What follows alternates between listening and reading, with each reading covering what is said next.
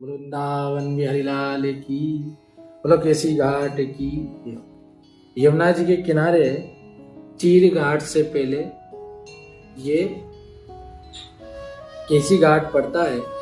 तो यहाँ पर भगवान श्री कृष्ण ने केसी दैत्य का वध करा था। तो शास्त्रों में बड़ा इसका रमणीय प्रसंग आता है। तो वहां बताते हैं कि एक समय की बात है, सखाओं के साथ श्री कृष्ण गैया चराने गए। अब गैया चराने गए तो साथ में जो सबसे मधुर सखा हुए वो है मधुमंगल। सखा तो सभी मधुर थे, पर उनमें मनमोहक और दादागिरी वाले मधुमंगल ही रहे। तो मधुमंगल हंसते हुए भगवान से कह रहे, अरे प्यारे सखा, यदि तुम अपना मोर पंख, मयूर, मुरली, पीताम्बर मुझे दे दो तो गोप और गोपियां मुझे प्यार करेंगी और रसीले लड्डू मुझे खिलाएंगी। इस लालच में उनने बड़ा होकर मधुमंगल ने सब जगह कह दिया। अब कहने के बाद क्या है, मधुमंगल कह रहे हो कि भैया तू तो पहले ही ठेकेदार है, हमें खचू लड्डू मिल मिलाए जाएंगे तो हमारा काम बन जाएगा।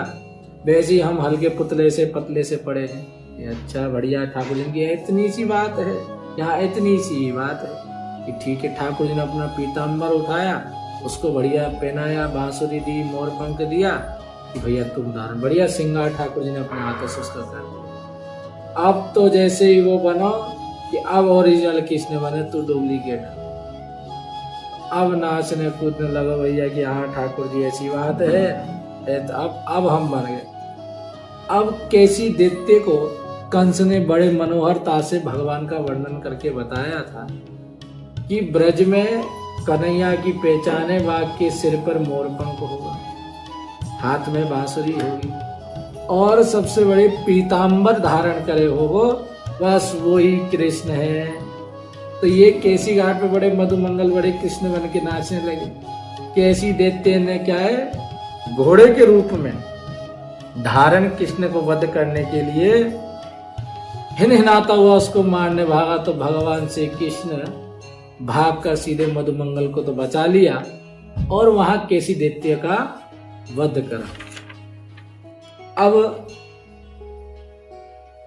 तो जैसे ही वो मारने भागा तो मधुमंगल के पैर तो पड़े नहीं, पीछे की टांग की चपेट तो लगी नहीं, और उसकी फूंकार से ऐसा मधुमंगल देखा कि दारी के लड्डू खाने गई थी हमने, लात खाने की थोड़ी डिपार्टमेंट था हमारा, लात खाने का हमने नहीं कही थी। यार रखो तेरे बांसुरी तू धर रहा है, तेरे मोरपंख के, यहाँ जान बची तो लाखों पाए। ये चीज कह के मधुमंगल कह रहा कि जान रही तो मैं लड्डू एक का 10 खा लूंगा, पर यहाँ तो लेने के देने पड़ गए। अभी पड़ जाती एक दो हड्डी एक आध किरे खे जाती, तो लड्डू तो खुद ही खा ले तो फिर हमारे बदले। ठाकुर की मधुमंगल कहने लगा कि भैया तेरी बांसुरी तू धर रहा, हमें कोई मतलब ना है, क्योंकि यार रिक्स है कि यह बांसुरी और मोर पंख में बड़े आफते हैं। आने लौटा दी कि भैया तेरे लड्डू तू ही खा, हमारे लड्डू हम ही खाएंगे, हमें लालच नहीं है। हंसते हुए वापस करी और फिर कहते भैया प्राण बचे लाखों पाए। ठाकुर जी ने ऐसे रमणीय स्थान था वहां पर उस कैसी दैत्य का वध ठाकुर जी ने करा जो घोड़ा बनकर आया था। ऐसी मधुर ठाकुर जी की ब्रज की लीलाएं हैं जो ठाकुर जी आज भी नित्य चलती है और ठाकुर जी सखाओं के साथ आज भी विहार करते हैं। तो ऐसे रमणीय स्थान यमुना जी के निकट हम गए, चक्कर काटा यमुना जी में, स्नान करके भाग गया।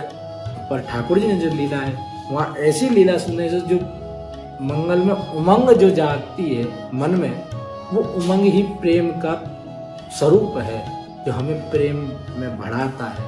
इसलिए ठाकुर जी बड़ी रमणीय है।